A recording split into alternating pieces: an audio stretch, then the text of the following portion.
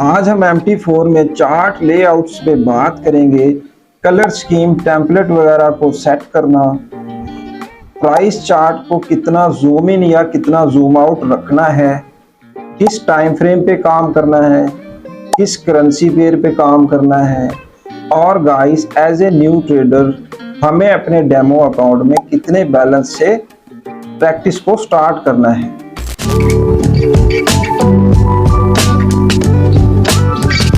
अस्सलाम वालेकुम, उम्मीद करता हूं कि आप सब दोस्त खैरियत से होंगे।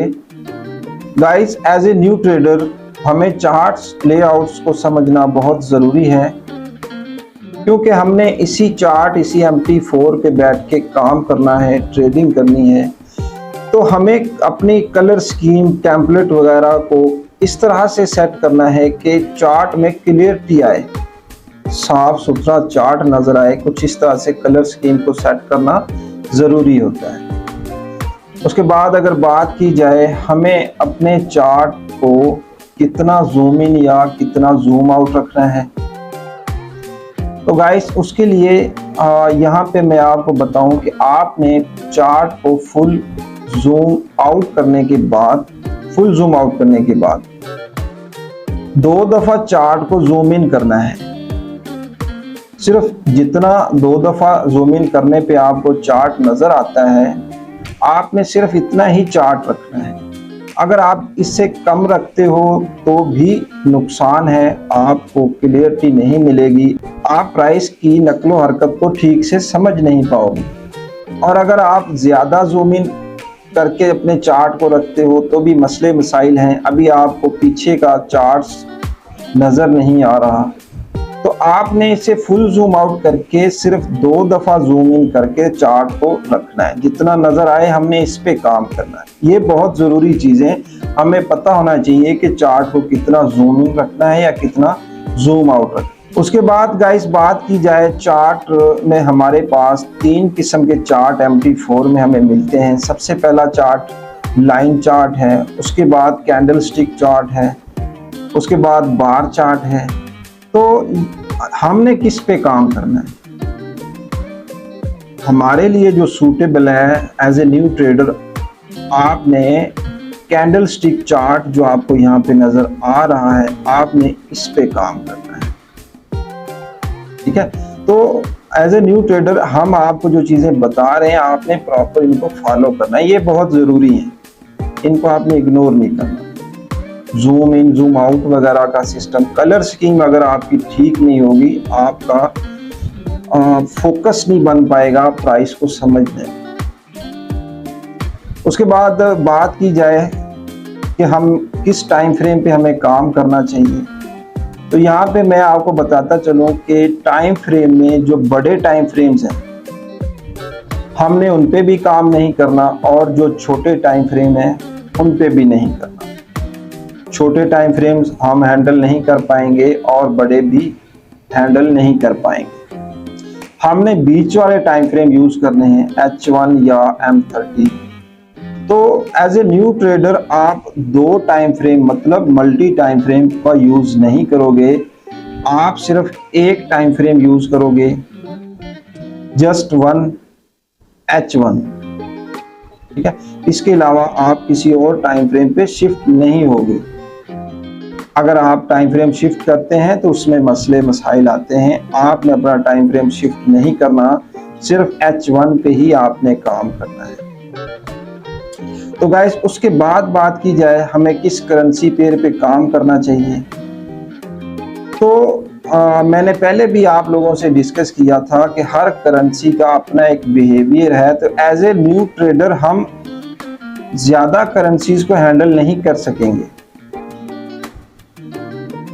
हमें मसले मसाइल आएंगे, हम ठीक से चीज़ों को सीख नहीं पाएंगे।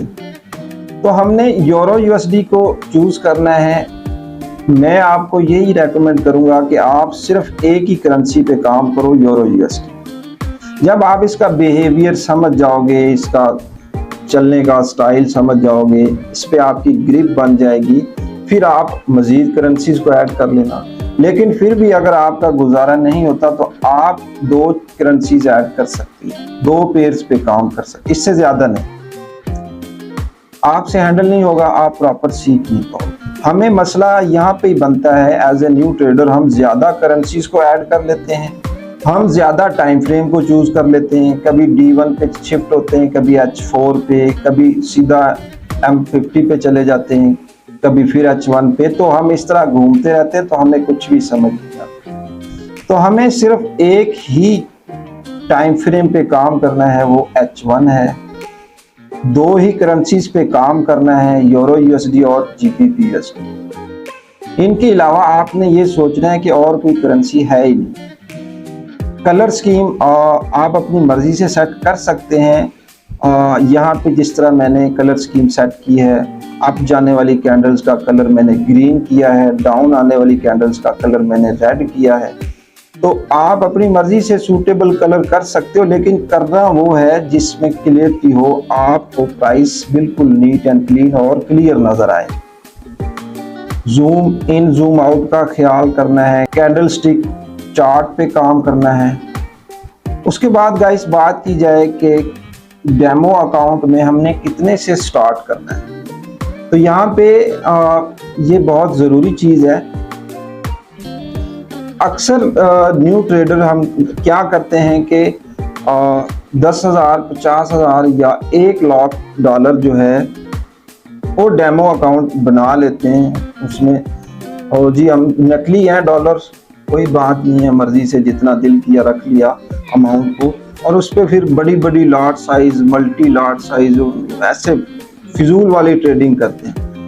और जब लाइव पे जाते हैं तो फिर वहाँ पे ऐसी जाहिर बात नहीं कर सकते, और ना ही हम लाइव पे इतनी अमाउंट इन्वेस्ट कर सकते एज ए न्यू ट्रेडर। तो हमें कितनी अमाउंट डेमो में रखनी चाहिए, कितनी से प्रैक्टिस स्टार्ट करनी चाहिए, डेमो ट्रेडिंग कितनी अमाउंट से करनी चाहिए, ये एक ज़रूरी पॉइंट है गाइस। आपको उतनी डेमो अमाउंट से स्टार्ट करना है जितनी आप लाइव कर सकते हो। लेट्स सपोज आप अगर $1,000 1K से स्टार्ट कर सकते हो लाइव अकाउंट, तो आपने डेमो भी इतने से करना है, क्योंकि फॉरेक्स मार्केट में माइंडसेट, साइकी आपकी जो है उसकी बहुत ज़्यादा इन्वॉल्वमेंट है।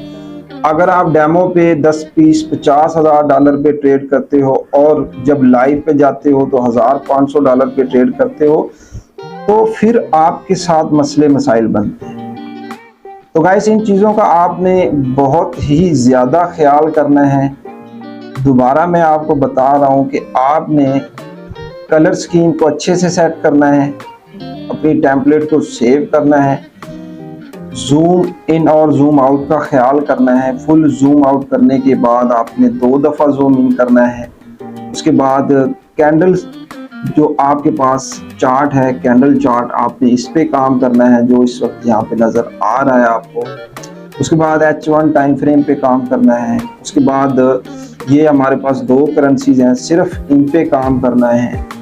आप ये सोचें कि इनके अलावा और कुछ है ही नहीं, ना इस चार्ट के अलावा कुछ है, ना इन करेंसीज के अलावा, ना इस टाइम फ्रेम, इन चीज़ों के अलावा समझे मार्केट में कुछ और है ही नहीं। और डेमो आपने बहुत भी ज़्यादा करते हो तो आप $1,000 से डेमो स्टार्ट करो, इससे ज़्यादा अमाउंट आपने बिल्कुल भी डेमो ट्रेड नहीं करना।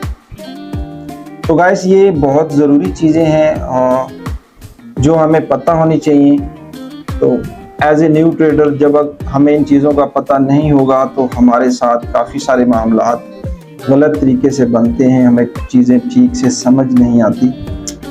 और उससे भी ज़रूरी बात कि आपको MT4 चलाना आना चाहिए, आपको MT4 पे मुकम्मल ग्रिप होनी चाहिए कि कौन से टूल्स, कौन सी चीज़ें कहाँ पे रखी हुई हैं।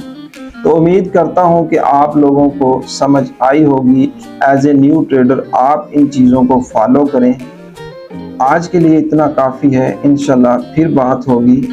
अल्लाह हाफिज़।